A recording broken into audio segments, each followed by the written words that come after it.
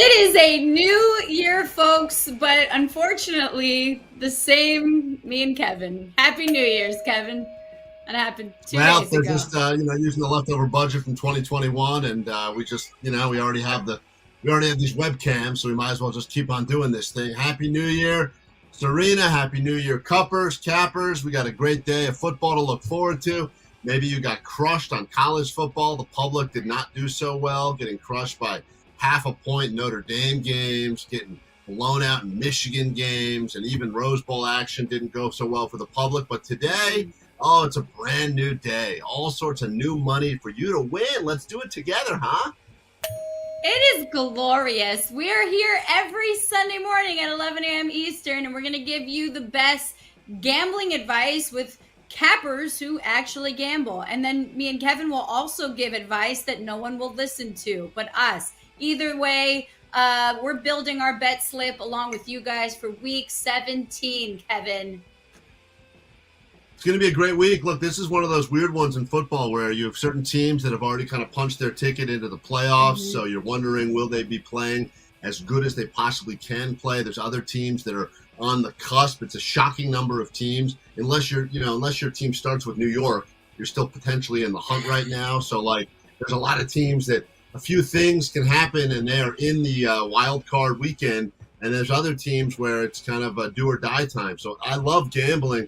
As we get into these last few weeks, you got injured players all over the place. You got random kickers being imported from Australia in the middle of the week because teams just have nothing. So it's a fascinating time to gamble, but also if you make the wrong moves, you could end up broke. Just to give you an idea of how the cappers are doing on this show, it was New Year's yesterday, of course, also my birthday. I received a couple of presents. I just want to show you this. So Serena was nice enough. Serena sent me this One Forever stamp, which is really nice. I can use this to send a package. But Kenny bets big. I mean, this guy's crushing it. The guy sent me a brand new Rolex. I mean, look, it's like a wild, it's just amazing the amount of money that is being won on this show. It's shocking. So I got myself a stamp, Serena. I really appreciate that. Thank you. And You're Kenny, welcome. this Rolex, very nice. This is nice. Rose gold. Nice stuff here. Thank you. That's right. And you bought yourself those little necklaces for your birthday. This is pure plastic, kids. This is the kind of plastic that's killing the sea turtles. So thank you for that as well. I love that you think the only place to get kickers is in Australia. Like you're like, oh yeah, we've been importing them. Like if we're friggin' getting coffee from Colombia. Either way, let's get to our 2-minute drill, shall we? If you break it down rapid fire style, and we'll get to all of that. Of course, your questions coming up at the end of the show. If you got questions about players, perhaps bets you've got, maybe you need to fill in part of a parlay, or you got some sort of a teaser that's still open or whatever, let us know what you need and hit us up in the comments below. We'll get your questions answered, not only by us, of course, your resident degenerate, but the cappers as well.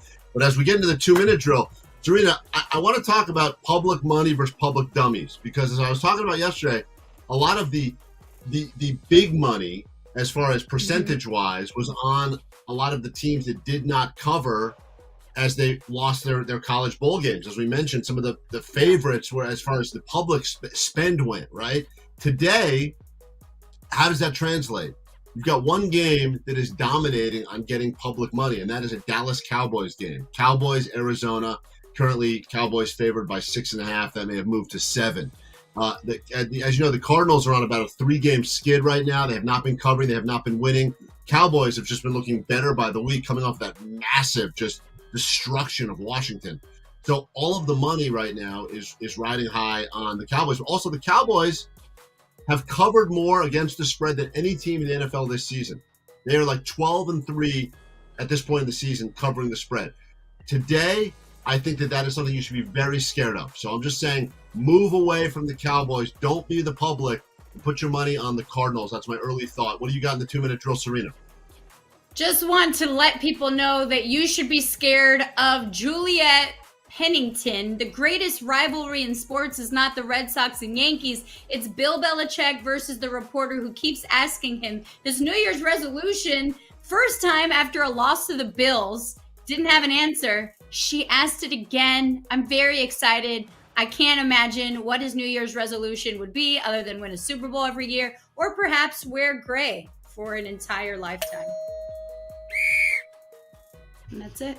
Well done. 2 minutes. Under the wire. You got it. We made it. You got it. Let's get to our rapid fire.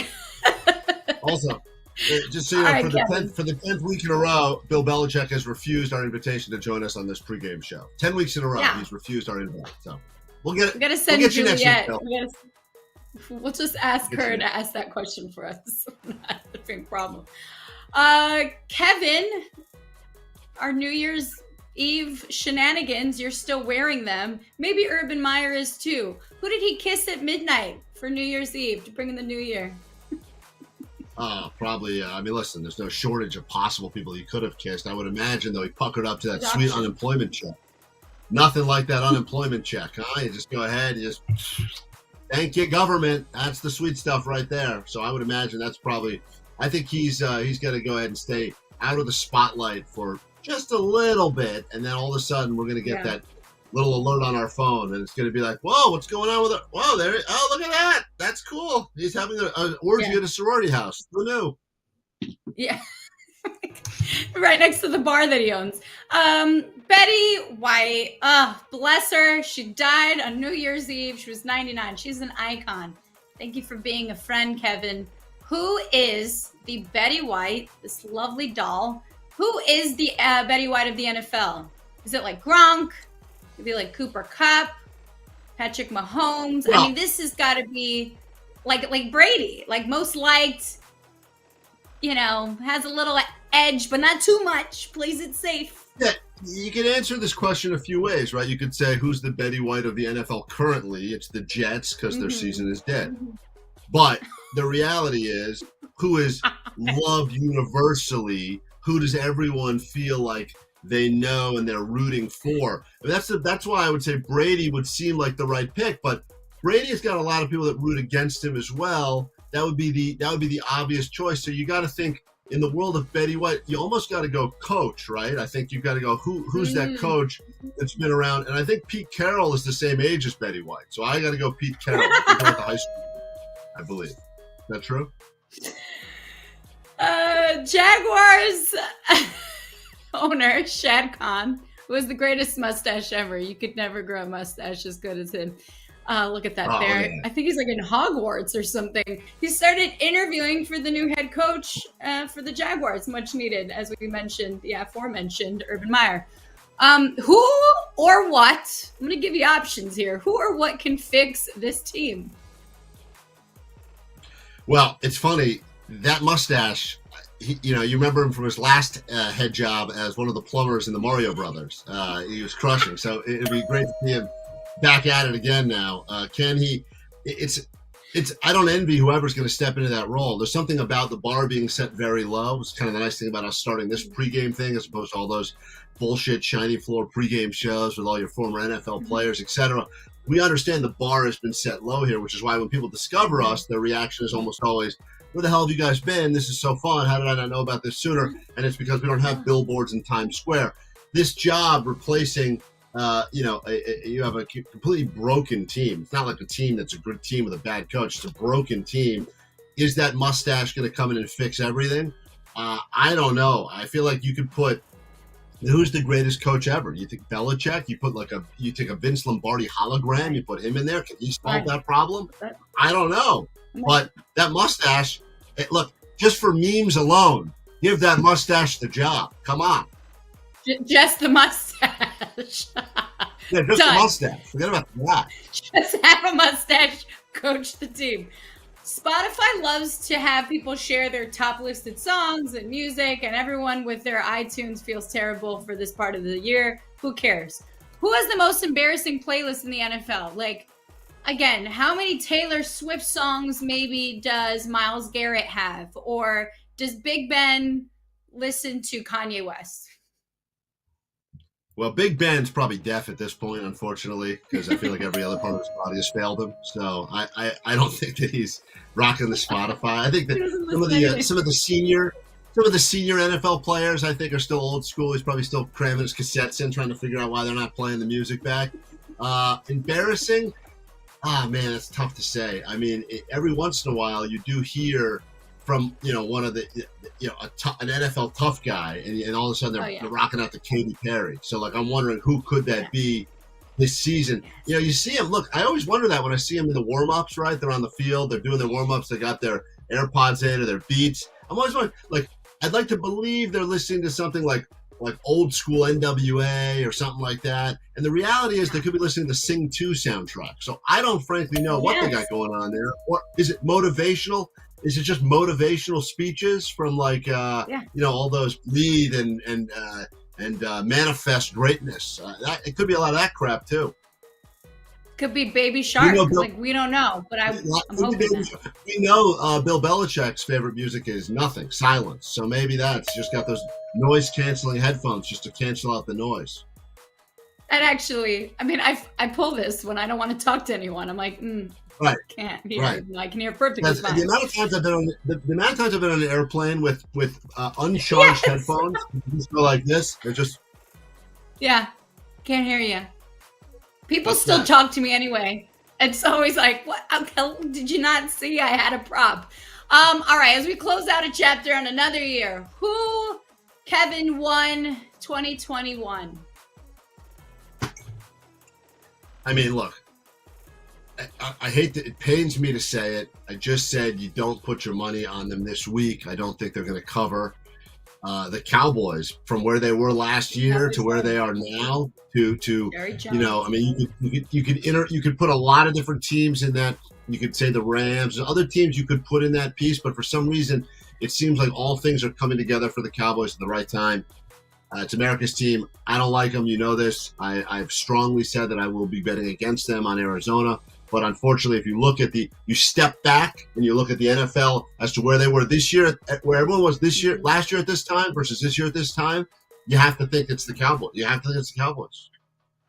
Cowboys have won 2021. I feel like just Cooper Kupp won. He grew a beard. You know, he's like a man now. Like, he grew up a little bit. He's got a buddy. He eats breakfast with him every day. Name is Matthew Stafford. Like, this all worked out well. We just got to get Sean McVay better here. You could say Aaron Rodgers won 2021. You could say, but I'll tell you who really won. To be honest, you, the viewer, won 2021 for discovering this wonderful pregame show where we hang out. The Cuppers and the Cappers unite. We drink. We're fueled by a combination of positivity as it pertains to COVID testing and negativity in a cynicism sort of way. We got it all right here. And as we say, we are the least professional, most profitable pregame show. Profitable. Hashtag that's it. Thank you for our rapid fire. Let's bring in our friends. Father of Thor, Kenny Bets Big, Danny Brasco, a.k.a. Brasco Bets. Again, we're looking to make some smart bets. We've got smart people to talk about our Sunday slate of game. Oh, look at that beautiful smile, Kenny. Happy birthday, Kevin. I see you got your gift. Thank you. Very nice of you. Thank you. Roll it. I got something similar to Serena, man. I got to do more in life because I got to do more in life. Father of Thor is the only intro I ever get. Jeez, man. I just like I like dogs. That's it. I like dogs. Your dog's a great one. He's gone through a lot this year. So, he has gone through a lot. Give him a shout out. Be I should proud start of your shouting father. out Danny's dog more. Really. That's really the problem. Father of Hercules, right? That's my whole identity as well. That can be actually, I mean, you guys, your dog names are so powerful. Like, forget you two. Right? Just bring on the dogs. Kenny would much rather be intro. Probably go up if you replace Danny and me with the dogs. Oh yeah. Oh yeah, no doubt. No doubt.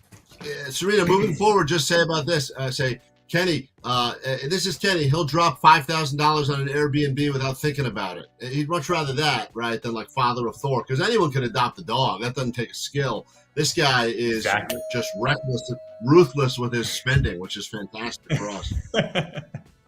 Coming from the guy iced out over here for his birthday, we got birthday energy, so I feel like we're going to cash some bets today.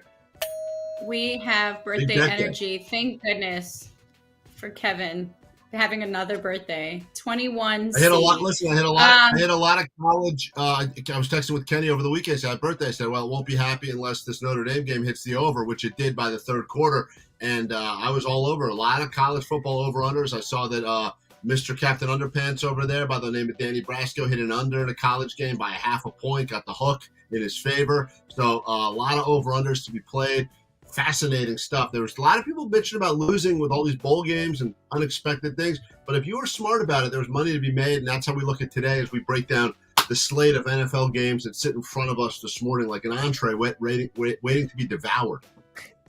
Oh my gosh, aren't we hungry? Kenny, let's start with you. We're going to do Eagles at Washington, and you have a +4.5. Now, I got to tell you, Washington's football team, it's not good when your own team is arguing with yourself on the sidelines. I'm going to put that out there. And then you're going to tell me why you think Washington, you're taking them 4.5. I just think this is the classic NFL overreaction spot from a viewership standpoint, 1 week to the next.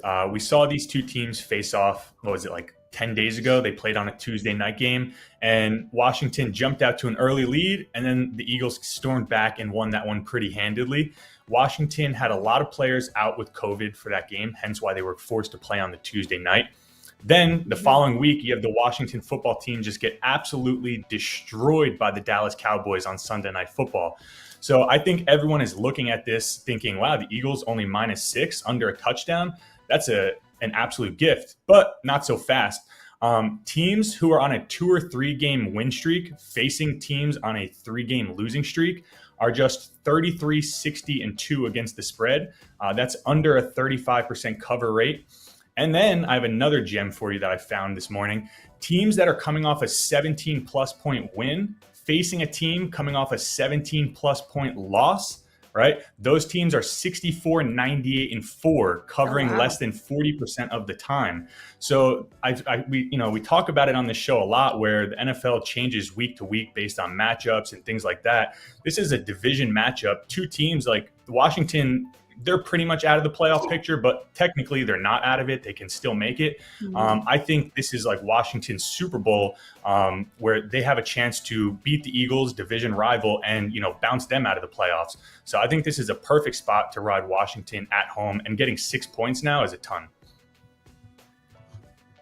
Yeah, it opened, I guess, at 4.5. So excuse me, because I'm just working off of outdated information. It changes all the time. Yeah, it opened at 4.5. But one thing with Eagles, like anytime the Eagles are featured in a game, like Eagles fans are one of the Eagles, Cowboys, their fans heavily bet them. So usually Eagles games, if you want to bet the opposite, you can wait till that Sunday. And usually the Eagles are going to be bet regardless because their fans are just so diehard. And that's probably why we saw that line move, because there's a ton of money on the Eagles today. Also, Serena, you got to keep in mind, you think about how tired this Washington has been lugging those benches around from stadium to stadium these last few weeks. Now, the game, they're going to be well rested because they haven't had to carry those heated benches around. Another Daniel Snyder not coming up with his own plan, stealing them from Jerry Jones. Unbelievable. Hey, sometimes to motivate yourself, right, you just got to throw a little jab at a teammate, and all of a sudden they get fired up. But Kenny, I wasn't going to bet this game, but Kenny made points that's convincing me to head into the window and put a ticket in. He gave a lot of really good stats. And when I was looking up, this classic overreaction spot, I think, is a great point. Teams that are coming off a 50-plus point performance where they drop that many points are only covering at a 52% rate the following game. So it's not like there's much of an edge.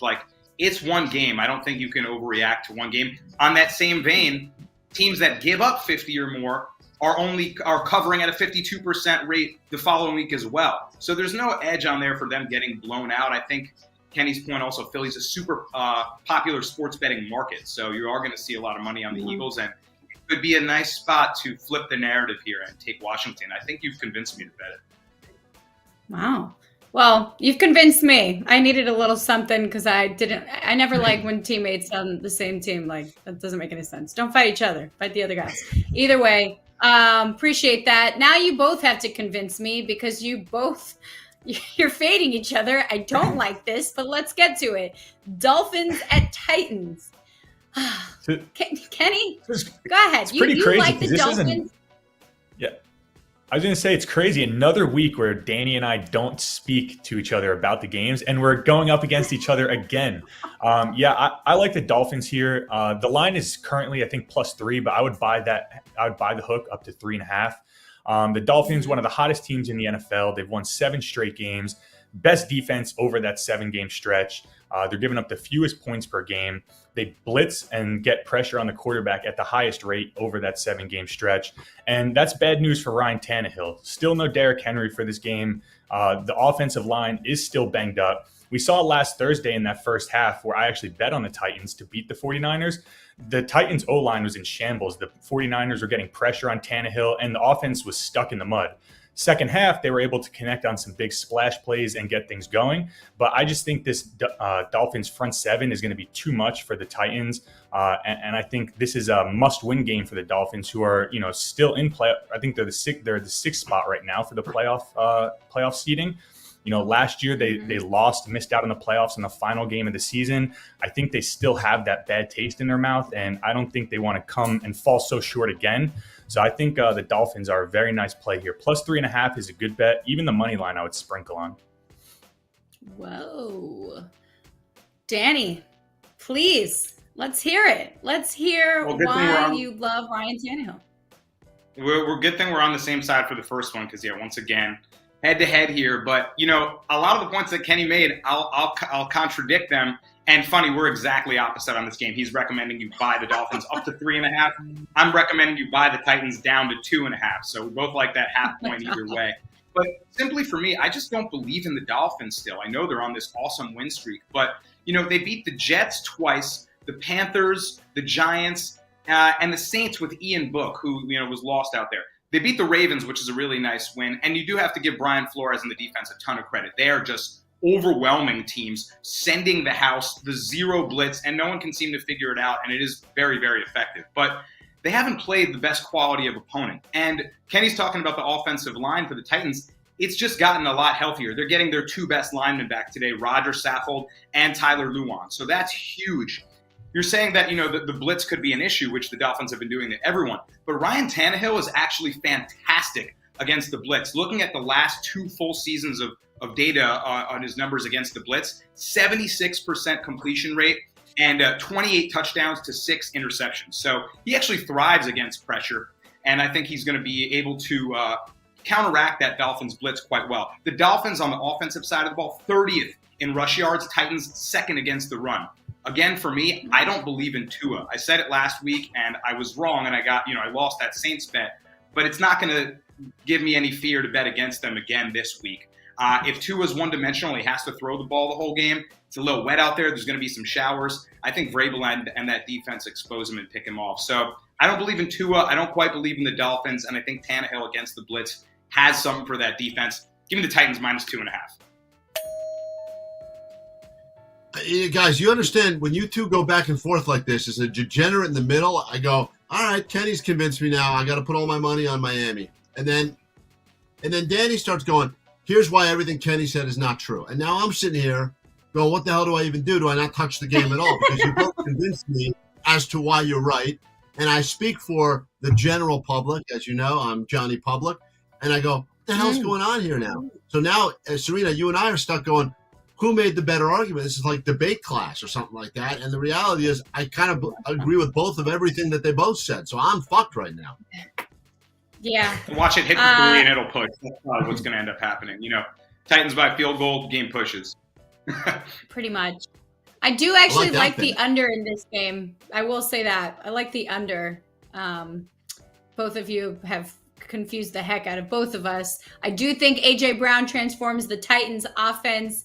The Dolphins are not great at offense, by the way. This season, they average around 3.4 rushing yards per carry, 4.8 yards per carry, just in general. Those are like last and 30th. And Tua's only had like 3 big touchdown tosses. So I'm not really convinced that Tua is a great quarterback yet. However, this defense can score points. The defense could have freaking won the game last week for the team itself. So it is uncomfortable. I believe the over-under is also uncomfortably low, and I like it. The Titans have held opponents to 20 points in their last 3 games, and Tua can't score a touchdown. So there you have it. I would take the I know under we're moving this past as this well. game in a second, but I Yeah. just think it's interesting that here we are in January and we're talking about the Dolphins. Usually when the Dolphins are mentioned in January, you're talking about can't believe that their merchandise is 85% off at whatever store you're at. So it's kind of shocking. But here we are in January, continuing this discussion, which really started, if you think about, I'm sure you go play some tape from our show 9 weeks ago when they were 0-6 or 0-7 at that point. We're going like, well, here goes Miami, and then they figured out a way to turn it around. It's the greatest comeback story of the season by far, but it only matters if, in fact, I was just looking at the odds for them to win the Super Bowl. They're still crazy odds. You can get them, I think, plus 20, plus 12,000 or so, plus 20,000 or something like that. I saw like some crazy, and I know it's a dumb bet. They're not going to win the Super Bowl, but at this point, it is interesting. A team on a streak. A team on a winning streak, there's something weird about it that matters more than talent on the field. Okay. Well, the only thing about Kevin Danny's makes fun of points that he made is those are all with Derrick Henry, right? Like the Titans, since Derrick Henry has gone down, the offense is terrible. They're the fourth worst passing offense over the last 6 weeks. So I just can't see Ryan Tannehill putting this team on his back and beating his former team in the Dolphins with the best defense in the NFL right now. Oof. All right, well, let's get to your second game, Danny. We have the Panthers heading to New Orleans, and you, Captain Underpants, what a surprise. You're taking the under. Shocker. It's my moniker now, right? I got to look at that. So I got to go with my under of the week, and naturally, the king of the under over here gravitates towards the lowest possible total on the board. But as I always tell you guys, odds makers don't set them there for no reason, right? And to me, you can't set the total in this game low enough. There's almost no number I wouldn't play it because I don't think this game is breaking 30. It's at 37.5 right now. I mean, look, the Saints are a really good under team this year. They're 9-6 to the under. Obviously, their QB woes have contributed to that, and they lean on their defense. That's been their identity, and the ground game. Try to really control the clock and possession and stop you on defense. Taysom Hill is the perfect under quarterback. That ground and pound style happens through and through when he plays. There are a lot of design runs, option with Kamara. That's just chewing clock. They played to 5 straight unders, the Saints have, and the total keeps coming down, and it just keeps hitting. 45.5, 45 hit twice, 42, and then last week 37.5 hits no problem with that ugly Dolphins game that only got to 23. Meanwhile, on the Panthers side, we know their offense has struggled this year, and guess who's playing quarterback again now that Cam Newton's going to take a seat after his run didn't work out so great? It's Sam Darnold. Yeah, they got worse just now. Sam Darnold, say less. Against a stingy defense, they ain't giving up points to Darnold. Absolutely not. Look for some interceptions. Look for some struggles. Both teams struggle on third down efficiency. I just don't see many points in this game. So Saints with control and leaning on their defense probably win and keep this game under 37.5. Nothing you said there shocks me. Nothing you said. Well, listen, it's like we've been on this show week after week now, and it sounds like Danny's found his formula. It's working for him. He figures out whichever game has that lowest over-under, which one jumps out at a mid-30 or like a barely under 40. And, of course, like me, I look at it and go, it's easy. That's like 3 touchdowns per half. They're already over. It's amazing. And then I'm like the idiot, and he goes the other way. I remember your words have been now resonating in my mind week after week, Danny, where you go, they want you to go over. They're putting it low on purpose. They're using it, and look what happens. So I now believe this formula. I would be shocked. I mean, I think about what would be the headline tomorrow that would shock me. Would I be shocked if I saw 48-27, Panthers? Yeah, you're not going to see that. But what's a reality that you're going to look at and you're going to go, yeah, that sounds about right? Like a 12-7 final. Like that's what that game looks like to me. 12-7, even an ugly baseball score. That's gross. But yeah, love to see stuff like that. I don't think this game's breaking 30. All right. Did this line drop at all, Danny? Like, did it open up higher? Yes, it did. And now it's at 37, I believe. So the total's coming down. Okay. Jeez, that is quite That's low. our viewers. You're looking at our viewers total. Viewers, yeah. Move the line. All right, birthday boy, go ahead. Take it away. Let's hear your game. You're going crazy talk. You're taking the Ravens. Well, listen, it's not crazy talk, and if you've been paying attention to game day, hopefully you have been. I take you through what I call a bagel and locks every week. I introduce you to a new great bagel spot in Southern California. Believe it or not, there are a few, and I give you my lock of the week. And this one was easy this week. I'm torn. I live in LA. I am a Rams fan. I'm from just outside of Baltimore. So you would think that I would be a Ravens fan as well. It's an interesting game for a couple of reasons. Of course, the Rams traveling across the country, they got a battle, which that west to east travel doesn't usually bode well for teams. Even though the Rams have been performing pretty well on the road, this is a west to east battle. Also, game got moved from the afternoon game to the morning game. So that actually has more of an impact even on the players, some of them not arriving until even yesterday. The Ravens, this game all seemed very trappish to me. I was like, where's Chris Henson? This seems like all of a sudden the kid's going to come out of the kitchen with sweet tea. The whole thing seemed like a trap because I was going, why are the Ravens only a 3-point dog at home against the Rams? That's very strange. And then the more I look at it, now the line has moved. Now it's like 6.5 I see at certain places as well. So, yes, the Rams are still very much expected to win this game. I liked it when the Ravens were a +3. Now the Ravens are a +6.5. I like it even more for some reason. It's one of those home games. I think Huntley's been playing, Jackson's been limping around, right?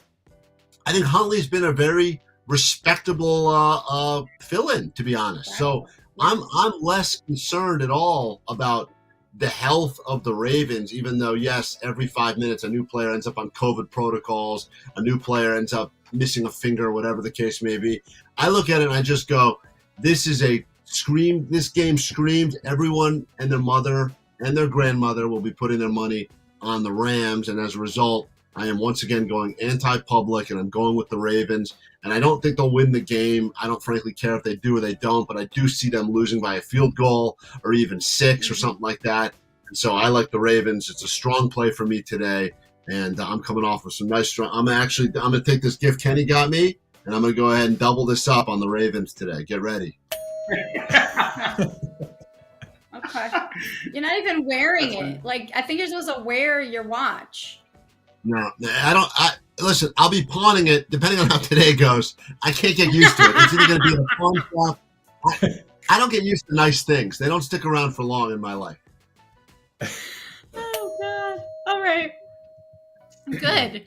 Well, I would love to get your guys' thoughts, especially Captain Underpants, because I am taking the under in this Tampa Bay Jets game. It's really exciting stuff. I'm taking the under. It went down from 46.5 to 45. Here's why. I peeped the injury report for the Bucs. A lot of resting players, which could mean, okay, yeah, they're energized. They got a lot of energy. Brady hasn't practiced Thursday or Friday. Antonio Brown's questionable. Mike Evans is questionable. Bruce Arians has been in quarantine. He's returning to the team today after having COVID. Look, we might see Blaine Gabbert get into this game. And that's where I have a lot of question marks because if Tom Brady's not practicing, then you've got your backup quarterback taking first team reps. There is no need for this team to win a game. TB12 needs to rest and that beautiful face of his. We don't know if we want to get him injured. Plus, we've seen a team, the Saints, shut down this offense pretty recently. And you know who's a defensive-minded guy? Robert Saleh, the head coach of the Jets and the former defensive coordinator for the Super Bowl champs, the 49ers. Remember how much they pressured the heck out of Patrick Mahomes? You're welcome. Take the under. We might think that Tampa Bay is going to score a bunch of points. I think Robert Saleh is a great coach, and he's obviously a defensive savant. So I'm taking the under in this game. Interesting take here. I don't have a bet on it personally, but I like some of your angles. It's a weird one. It's a wonky one. I just saw that Joe Flacco was available for the Jets, so maybe if things go poorly for Zach Wilson, we see a little Joey Flax in there. That's going to support the under. And I'm looking to see more Tom Brady. But if Blaine Gabbert throws a helmet on and heads onto that field, yeah, your under's cashing. What are you doing? I like when I get silence out of you guys after throwing out this crazy bet of mine. I'm fact checking all the injuries you just claimed, Serena, right now on one of my many websites. I somehow There's only one website. It's called the NFL.com. I go to WebMD to check all these things you claim, all right? And it turns out that everything could be COVID. That's what I'm learning. Kevin gets He's his seeing what the injury value of report. that watch is, so he knows what he can scalp it for. Right. He's doing all Oh, right. man. He just picked this Alec Monopoly piece up from the pawn shop. He won enough money to get it back. Thank God. Oh, my God. True. Dang. It wasn't at a Right. pawn shop. It was at a place called Long-Term Loan Storage, okay? It's different. Kevin, I'm sure when Alec Alexander gifted you that painting, that's what he had envisioned for it. Listen, when we win, you share with our profiting. As we say, least professional, most profitable pregame show. When we lose, you understand why some days our cups are empty. Some days our cups runneth over, and some days our cups are empty, and we're sitting here eating saltines. You get it. Like, I'm just saying, that's how it is. Did I have to split Chipotle on 4 different gift cards the other day? Yes, but then college football happened this week, and I'm backing you up. So it's going to shift. We're up, we're down like the rest of you. I mean, Kenny's got a system. I imagine Danny's got some sort of a system right there. Serena is obviously too even keeled. So, yeah, I'm up and down. I'm hot and cold. Some days, if you remember earlier this season, just on this show, one show, Danny was throwing up in a trash can during the show. Another one, we got thrown out of a Starbucks in the middle of the show for stealing their Wi-Fi. Yeah. So let me tell you, it's not like your standard. It's not a very predictable pregame show you're getting here. Put it that way. Kevin has the most embarrassing playlist out of the 4 of us. He's definitely got Katy Perry prior to pre-gaming. Do you want to get to our bet slips, shall we? So we can talk about how well we will do today. Kevin, you want to start? Who are you taking? Yeah, I mean, look, before we get into this week's one, historically, I want to let you know, I've been averaging 2 right, 1 wrong per week. So I'll take those odds. That puts me at, just under 60% or whatever. So, hey, pat on this back. That's how you make the money. I forget what the number is you're supposed to be at as a professional capper. Kenny, it's north of 52% or something, makes you a pro. Not sure what it is. But this week, I look at these games. I listen to everything you all said. Judge, jury, executioner. As you know, my lock this week, I like the Ravens to cover at home against the Rams. I am going with Kenny, of course. Washington football team. The Washington football team at +6 is a gift. It's a gift from the football gods today, and I love that very much. At home, coming off of a destruction, and they still have actual playoff implications there against the Eagles. I think the Washington always plays well, so I like that one as well. And I will be going with my boy Danny Brasco over there. He says under. Take the under on those low point games, 37.5. I hopefully lock it in before it drops to 37 or 36.5. Carolina, New Orleans under with my boy Danny Brasco. That's my slip. Today I'm going 3 for 3. 3 wins, 3 bets. All right. Serena, what you got? Yeah, I'm taking the under for the Bucks game. Also, I'm gonna ride with you as well with Washington football team. It does look like WTF instead of WFT, but that's here nor there. I'm dyslexic. And then I will ride with Danny and the Titans with -3. I just feel that, again, I don't know. I'm uncomfortable with Tua behind center, and so I'm going to go with Ryan Tannehill, who's sacked a ton this season, and again, they're still able to win some games. So I'm going with the Titans and riding with Danny. Either way, those are our bet slips. Let's get to your questions now that you've sent in. Thank you again for watching us. We're here every Sunday morning at 11 a.m. Eastern before kickoff time, and we are drinking in our red Solo cups, so appreciate all of you for joining us as usual. For the questions, let's get things started. Super Bowl long shot better. All right. They've got Miami at, an exorbitant amount of money, or Pittsburgh. Either way, let's throw out Miami or Pittsburgh to put some money on, which is a better shot. Oof. Either of you. How much Penny? money? I mean, what can you get for that? You could buy a sandwich. You could start a 401k. Like, whatever you're thinking of doing with that money, and these 2 teams are your options, do something better. Don't do that. Yeah. Don't do that. Kenny, run away. What I find interesting here is that the Dolphins are +22.5 and the Steelers are +17.5. The Dolphins are currently in a playoff spot. You know, like the Steelers they're not even slated to make the playoffs. So I find it weird that the Dolphins have longer shot odds. So I would go Dolphins here because, you know, as of now, they're in the playoffs if the season ended today. You know, look, it's very easy to hear the responsible Danny say, take that $100 you're going to throw on this stupid bet and put it in something else, buy some Bitcoin or buy an NFT or something. But I look at this and I go, the Dolphins right now, I believe, have the longest winning streak in the NFL. I'm actually confident in saying that. I think they're right. So 7. I don't think they're going to make it far into the playoffs. However, the Chiefs are longer. Okay, fine. Okay, yeah. Go ahead and back me up with actual statistics. That's fine. But $100 to turn into $22,500? And why do you know? Sprinkle, and just, maybe crazy shit happens. Who knows? But betting on the Dolphins to win the Super Bowl and buying an NFT have the same value. Pretty much. All right, let's get to the next question. Kevin, I'll throw this one at you. Will the Jags get one more win before the season ends? Will Shad Khan's mustache get ourselves a win? No. Unfortunately, no. At this point, I think they've all but locked in their number one pick, right? They've got the number one pick in next year's draft. That's official now. I don't think they can even screw themselves out of that. So I tried. As you guys know, I like to put a little junk value on these garbage games. A few weeks lately, I thought the Jags, post Urban Meyer, were going to get themselves a win or at least cover the spread. I got screwed on those. I'm done with the Jags. Everyone else was done with them after week one. I started, figuring out there was little moments to get some glory out of that stupid franchise. I'm done with them. Forget it. Move them off. Give all their. They should play every single one of their games next year in London. That team officially should move to London. Take them. We don't want them. And no, they will not get another win this season. Sorry. Who cares? Do you think we go to war if we move to London? They got the Pats today, and they end the season with the Colts. No chance.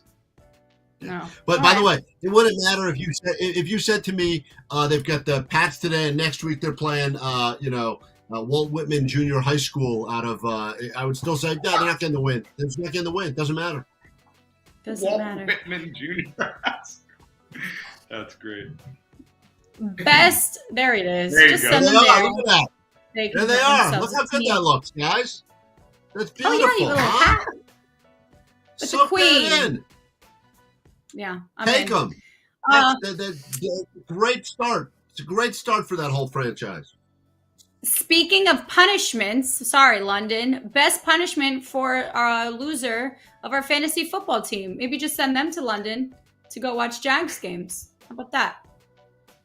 That's a good one. You have to be a dedicated Jaguars fan for a whole season. You have to get the jerseys, right? Wear a jersey, go to a game, travel to Jacksonville to go to a home game, be a Jags fan for a season. That's a good one. Oh my gosh. Yes. You're welcome. There it is. Pain. That's the answer. That's pain and suffering right there. And that's what you have to incur after you come in last. Or, the classic, make them go to the grocery store wearing something outrageous or signs that say, I suck at fantasy football. Just let them know that you're trash and your friends beat you.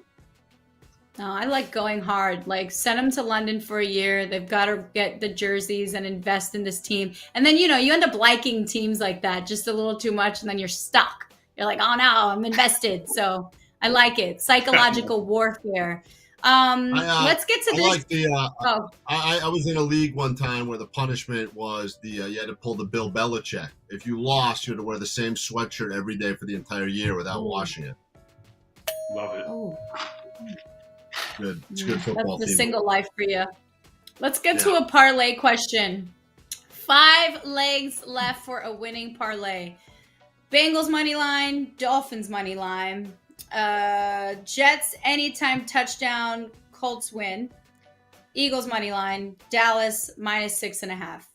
Anything anyone doesn't like. Yeah, I don't like the term 5 legs left for a winning parlay. What the hell does that mean? That means you have nothing. That means you got no. Just 5 legs left. That's the whole thing. Only 5 left. These are just tough to win, man. Those are That's 6. a lot. 5 left.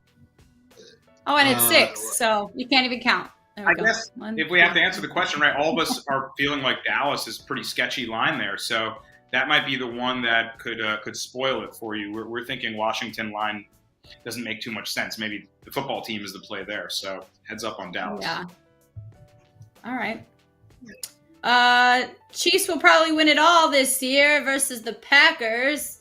Do you agree? Are we riding high on Pat Mahomes? How do we feel? Kenny?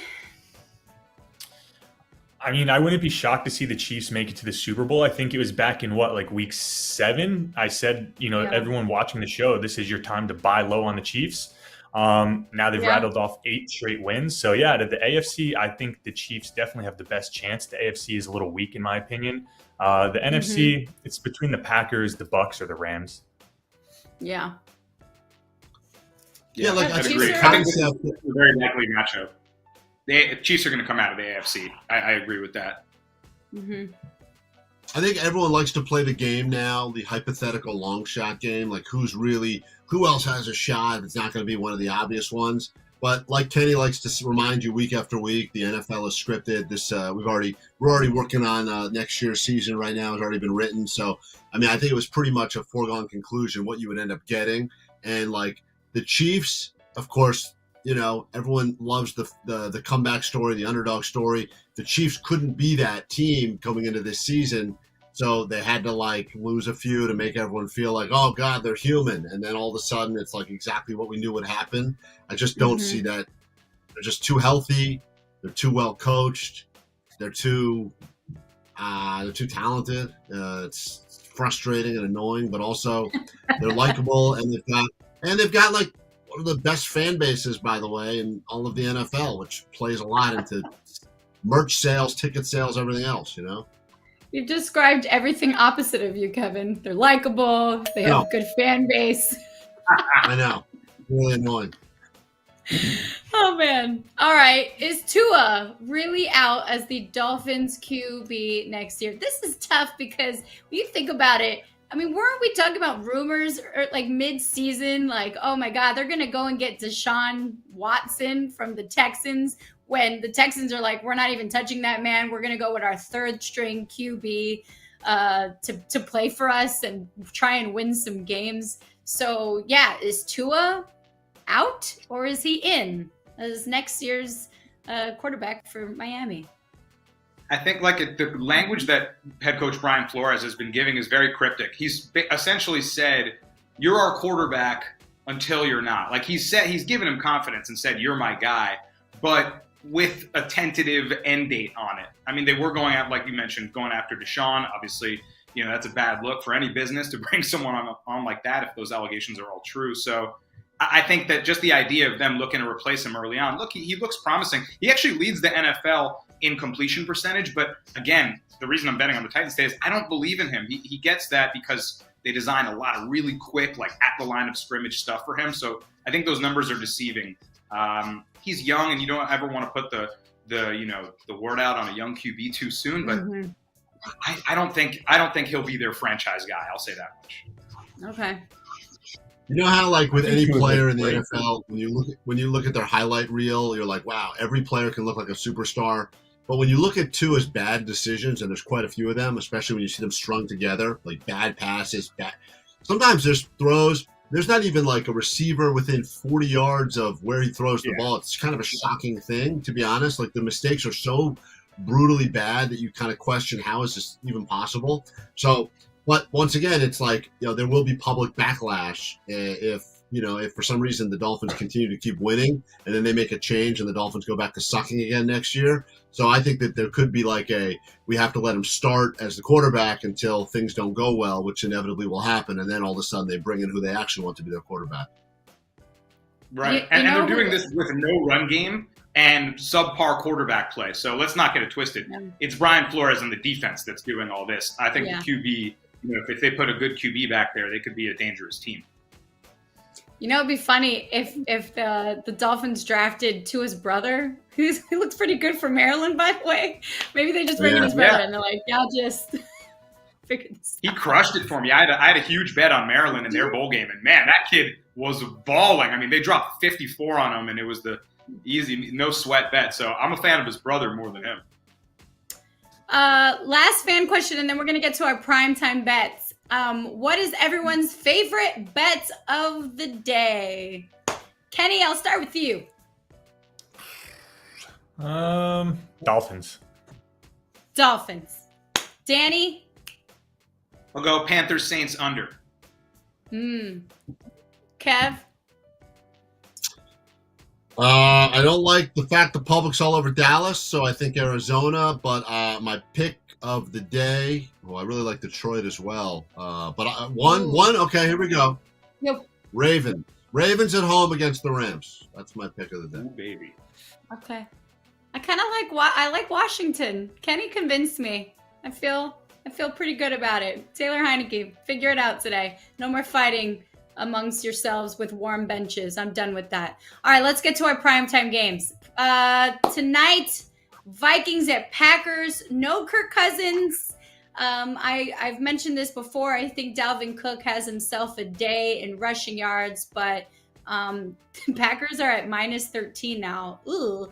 And the over-under is at 42.5. Let's get your thoughts. What are we thinking for tonight's game? Primetime. Kenny?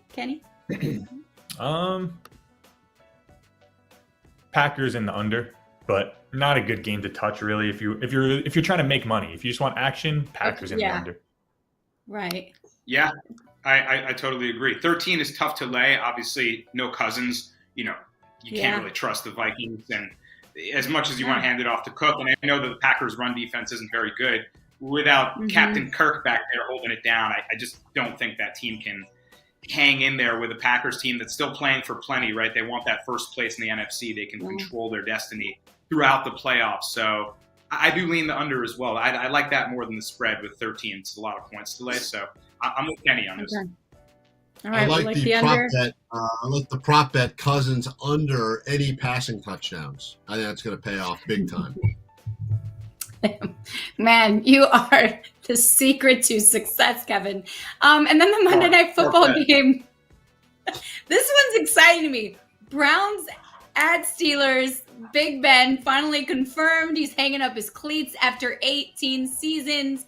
Big Ben loves to play against the Browns. He's had a lot of success. He's 12-1 at Heinz Field when playing the Browns. This man is ready to go see a chiropractor full time. The Steelers, do we like them at +3? The over-under is also at 41 right now. I'm taking a look at the injury reports right now. Just want to see if Baker's confirmed that he's going to be playing. Rena, this is one of those games where everyone wants the Disney ending, right? And they think that it's going to be that moment where the team carries Big Ben on their shoulder. They may have to carry him off the field anyway for injury reasons more than anything else. He gets carted off the field at the end while the crowd chants and gives him a standing ovation for all of his many years in Pittsburgh. Unfortunately, it's not the way it's going to play out. Love the Browns in this one. I know the Steelers home dogs. It would be the perfect way for him to go out. But sometimes you don't get that happy Hollywood ending. And, I don't think you're going to necessarily get that in this one either. So the Browns still attempting to put something together and salvage a little bit. I think both of those teams are still somehow in the playoff hunt statistically until that game. Yes. By a very small percentage. The AFC North makes no sense right now. I'm rooting for the Ravens with you today, Kevin, because I have a big ticket on them to win the division, and the odds I got it at suck now because Lamar got hurt and all that's been spoiled. So that division's still up for grabs. This game is really ugly. Again, I'm looking at the total. I might lean towards the under. That's not surprising, but I don't know. Tomlin as a home dog, I see 3.5 right now. Browns suck too. It's hard to get behind the Steelers. I mean, Kenny and I, when we were on the same side, recently cashed a Steelers bet when they played the Titans. Then the next week they get absolutely torched by the Chiefs, and they couldn't do anything right. So they're very, Dr. Jekyll, Mr. Hyde, hot and cold. Hard to figure out which version of the Steelers you're going to get, but maybe the last hurrah for Big Ben at home. Defense comes inspired. I'd rather take points in that game, but it's not a pretty one. Neither of these games are comfortable for any of us, huh? Nope. such low totals too, right? So I guess they're not expecting exciting games for us on Sunday and Monday night. No, the Browns are also missing. Primetime unders have been pretty cash this season. They're missing at least three defensive players, including safety John Johnson, who's out with a hamstring. So yeah, it'll be interesting. Considering I'm excited. Maybe do a prop bet. How many sacks Myles Garrett gets on Big Ben, who also said that he's hoping Big Ben's last game at Heinz Field is for sure against the Browns on Monday night. So maybe that's a good prop bet. But it will not end the way that everyone wants it to. And don't be fooled by those magical storylines, like I said a moment ago, because oftentimes you end up getting the reality more than what you want the reality to be. So I don't think we're going to get that moment. I could actually see Big Ben not even finishing the game. What do you think about that call? Ooh. Yeah. Like a little Eli Manning situation, just pull him out at the most meaningful moment possible. Yeah, that's right. Bring in Geno Smith. That was like, love that. I'm a Giants fan. That hurt my soul. Like, that hurt a lot. I'm still definitely. It hurt Geno's too, Eli, because he was completely unprepared. In NFL history. 2-0 against Tom Brady in the Super Bowl. Hold that. That's such a Patriot thing to say. We'll let you two continue to argue off of this show, which will continue on for hours. Thank you for your knowledge today. As always, our cuppers joining forces to give you the intel you need to fill out your bet slip and win. You can ride with Serena today. You can ride with me. You can go your own way. Good luck if you're viewing and you got that five legs left of that 5-team parlay. That's a big one. Congratulations in advance. Kenny, thank you again. Lovely present. Really appreciate it. Very nice. Got you. Danny, shout out to Hercules. Appreciate you. Appreciate you both. We're all dog owners. So Happy New Year to everyone. Let's kill it in 2022 and onward and upward from here. It's going to be a lot of money this year, so let's lock in, y'all. There you go. All right, Kevin. Just like that, Serena. Serena said this would be our best show of the year, and even though it's our only show of the year, I think she's still wrong somehow. I don't think this was our best show of the year, but the good news is we'll turn it around next week, right? As long as you still wear that hat. You got to keep wearing that hat. Like, since you lost a bet, it's like wearing... You pulled that out of the garbage. That's what's so impressive. That was in the garbage. You look like a wannabe 2 Chainz right now. Not made as well as they used to be. Oh. Now let's start the show, huh? Wait, where did Kevin go? Serena, you want to get together and grab a beer later? Maybe watch the afternoon games? Let's do it. Cheers to that. You know me. I like a mimosa in a can. Thanks, everyone, for watching. You don't want to be ordering for Serena at the bar unless you like saying gluten-free beer. Let me tell you, they don't invite you back to the bar when you say that. I know. I got kicked out. But you know what? I still have a credit card to put things on until I make some money today with all of my bet slips. Enjoy, Kevin. Appreciate you. Happy birthday, my friends. Stay young. Thank you. And don't grow mustaches. Thank you. I love it. I love my stamp. I love it. I'll put it right here. Serena, it's my tramp stamp now. Oh my God. Enjoy. Good luck. That's another pre-gaming for me and Kevin. We'll see you next week.